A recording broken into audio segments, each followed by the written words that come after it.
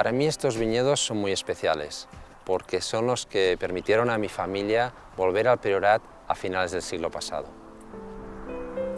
Recuerdo las etiquetas antiguas, testimonio de nuestra conexión con esta tierra. Una tierra mágica que siempre ha sido un lugar muy espiritual. Los monjes cartujanos ya cultivaban con dedicación aquí la viña. Los suelos de pizarra son, en definitiva, la esencia de esta tierra. Los paisajes que dan origen a este vino continúan siendo únicos. Una pequeña miríada de viñas, caminos, curvas y pueblos. Y es precisamente en uno de estos pueblos antiguos, Porrera, donde nace nuestro vino Salmos.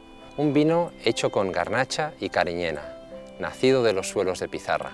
Os invito a degustarlo y acercaros a descubrir este pequeño lugar en el mundo. Estoy seguro que os fascinará.